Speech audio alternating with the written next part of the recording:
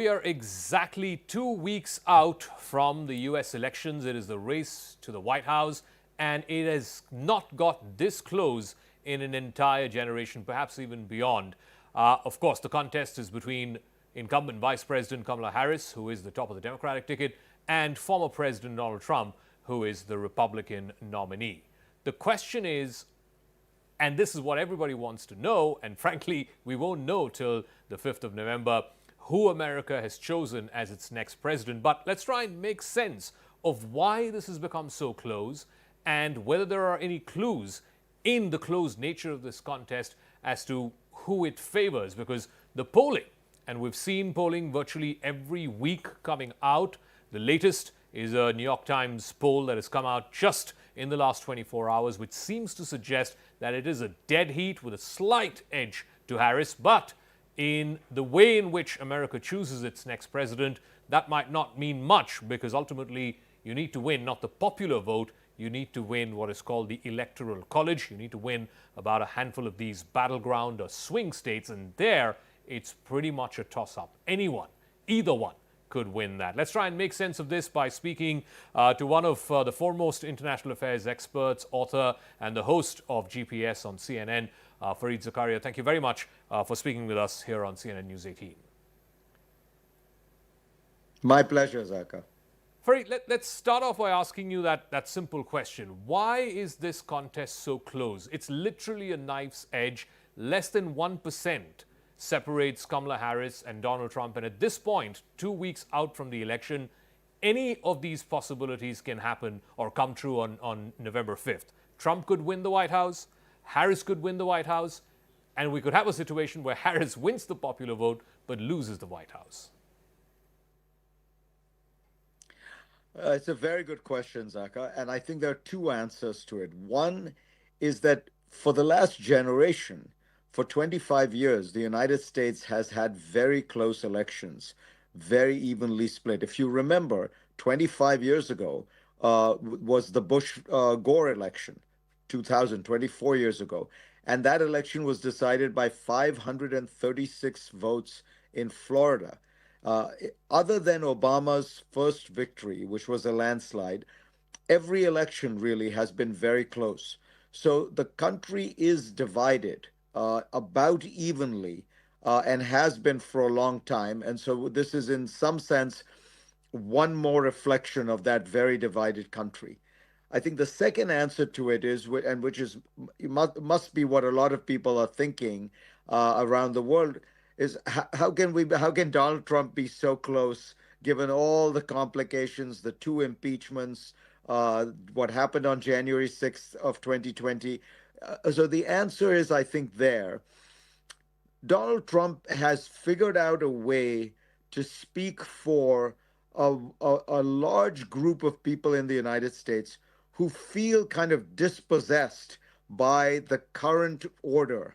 And these people tend to be more disproportionately non-college educated, white, rural voters. Now, that's not the only part of Trump's base, but that is the core of his base, and that has stayed with him no matter what. And because they view him as, yes, he may be flawed as a character, but he fights for them. And that sense is remarkably strong and resilient. And in fact, the more Trump gets attacked, the more his base doubles down on him. That is the phenomenon which I think is new, and I have to be honest, is almost unique. I've rarely seen an American politician who has that loyal a base. Let's talk about early voting, and they say that it's not necessarily connected to eventually how on voting day America tends to vote, but early voting generally tends to favor the Democrats. In 2020, you had historic numbers of early voters, largely driven by the COVID virus, which was very much active when the 2020 election happened. This time, I believe, in some states like Georgia, it is at record numbers. In some other states, you're seeing a significant fall from 2020. Would you read too much into that? I wouldn't, Zaka, and everybody now, because the race is so tight, everyone is searching for clues. It's like astrology at this point. Everyone is trying to find something that can tell them something. You put it exactly right. The truth is, 2020 was very unusual because of COVID. So large numbers of people voted. It was also very unusual because it kind of got wrapped up with partisan politics, with Democrats urging that people vote by mail in, Republicans saying don't do it. This time around, the Republicans have stopped saying don't do it, even though Trump every now and then casts aspersions on the early voting or on the mail in balloting.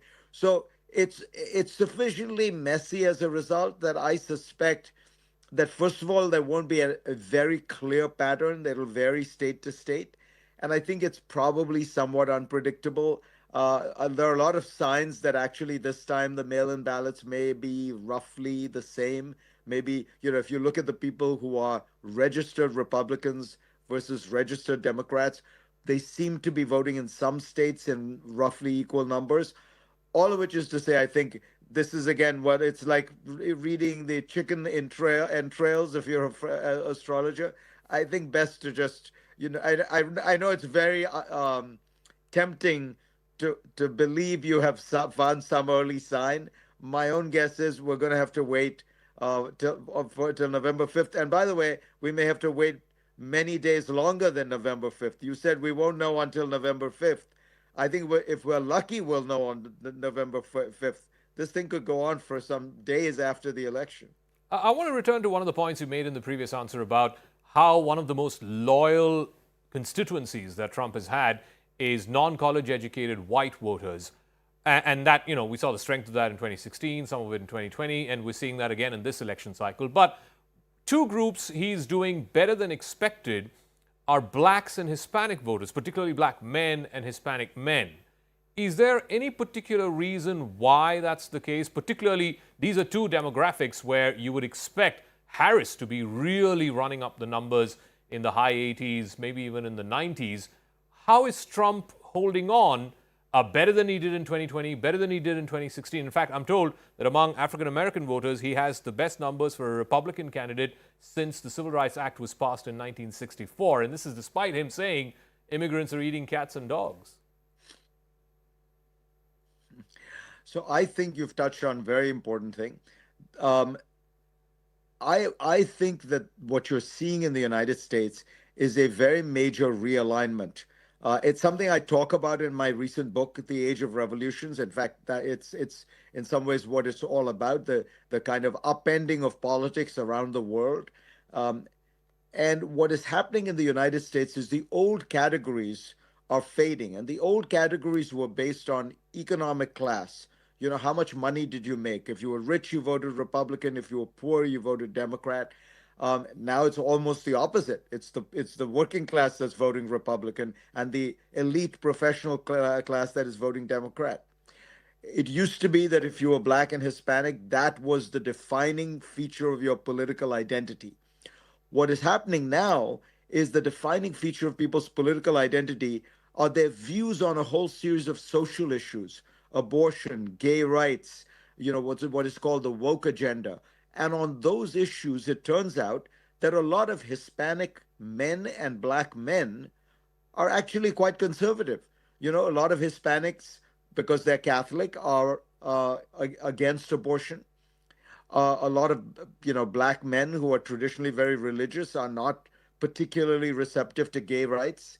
So you're seeing that people's political identities are shaped more by those features. So you may have a black man who is thinking about his political identity more from the point of view that he's a man than that he's black. Or you may have a black, rich person or a small business owner who thinks about his political identity more because he's a business owner and wants a tax cut than because he's black.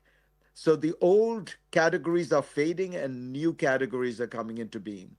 And the other big sort of divide is right down gender lines. I mean, if the ABC News Ipsos poll says when it comes to women, they're voting 60-40 in favor of Harris, and men, it's the almost other way around. It's 57 in favor of Trump and 38 to Harris. So again, is that because abortion is a real big talking point in this campaign cycle, or is this, again, something, a new age divide that we're having to contend with in the American electorate?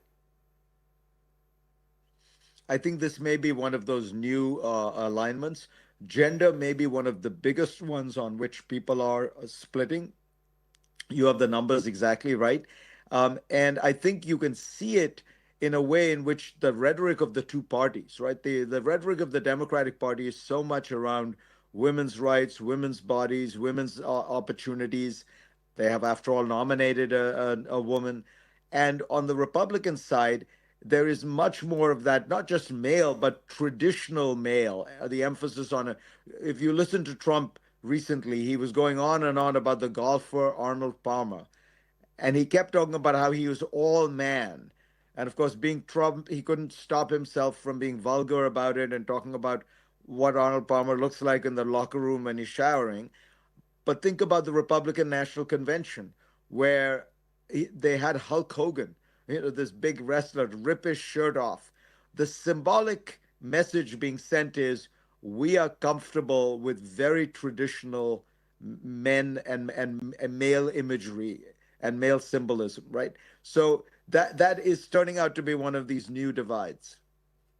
I do want to telescope, into what the America's choice come November 5th or November 30th or December 15th, whenever we get to know finally who they've chosen between Trump and Harris, what that might mean for the world. And of course, the two most pressing areas of concern are the two wars, Israel-Hamas, and now, should we say, Israel-Hezbollah, Israel-Iran potentially. And then there is, of course, Russia-Ukraine. Depending on whoever the next occupant of the White House is, how do you see these two wars concluding? I mean, everyone would want it to conclude, but how do you see the trajectory of both of these two wars? I think there's no question that everything that Trump has said suggests that he would be less zealous in his support for Ukraine and more willing to cut a deal with Russia and with Putin. Whether that means that he'll get an end to the war is very difficult to tell, because I can tell you, having been to Ukraine, just a month and a half ago, they will continue to fight. For the Ukrainians, this is an existential issue about their national sovereignty, and so I don't know how that will work itself out. But I think it's fair to say that at some point there is going to be a negotiation. The question is, will Ukraine be in a position? Will it have the support of the United States to negotiate from a position of strength? And I think that it's more likely to have that under Harris than under Trump. And I worry about what that will mean in terms of global norms, no rewarding of aggression, no rewarding of territory seized in conquest. On the Middle East, I actually think there won't be much difference, because ultimately what is driving the events in the Middle East is an Israeli government that has decided it is going to take a hard line and crack down on all violence directed against it, whether terrorist violence from Hamas, whether violence from Hezbollah, from the Houthis, from Iran eventually. And while the United States, I think people exaggerate the amount of control the US has, the United States can shape, can modulate some of that. The Israelis, for them, they view this in existential terms, particularly this right-wing government. So I don't think you're going to see much change between Harris versus Trump. The area where I do think internationally, of course, is the biggest issue for India is neither of these wars. It's what Trump does on global trade. If Trump does what he keeps saying he will do, and he says it almost every day, which is that he will put tariffs on every country, that is a seismic shift to the global trading system. And for a country like India that is betting that it is going to be able to grow at 6-7% a year, access to those global markets without tariffs is absolutely essential. So it could be a very big deal. And one final question again with an India-specific focus, especially given what we've seen between India and Canada in the last few weeks, and also this case in a U.S. court involving these Khalistani elements. Again, would it make much of a difference who is the next occupant of the White House, whether it's Harris or whether it's Trump. Because the view here in India is if America can go out beyond seven shores and hunt down its enemies, then India should be allowed to do the same. I don't think there'll be much difference. Broadly speaking, the United States has made a strategic decision over 4 administrations now to move closer to India. There's been a good amount of reciprocation on the Indian side. I think the obstacles that the United States finds in dealing with India are more around trade. India is still a very protectionist country. There are very high duties on lots of things. So it's very hard for India to really rise as a manufacturing superstar because there's so many tariffs. I mean, most stuff is not made in any one country. When we talk about the iPhone, for example, it's made in 14 Asian countries and assembled in China. And so in India, they've facilitated that with the iPhone by lowering the duties on the inputs to iPhones. But there are a lot of other kinds of things where India still has these high duties. So I think those are the issues that are going to be more difficult. On the Khalistan issue, I think most people look at it as a specific one-off that the Indian government is pursuing this issue. I think that broadly, if you view that India is overreacting on these issues, that there isn't very strong proof that these people have actually done terrorism. Remember the U.S. went out and brought to justice Osama bin Laden, who had planned 9/11. I don't think that there is a similar connection one can see in these people. But that said, I don't think it'll be a major obstacle, partly because I think it'll fade over time. All right. Fareed Zakaria, as always, a pleasure speaking with you. Thank you very much for joining us and putting your thoughts into perspective for our viewers. Thank you.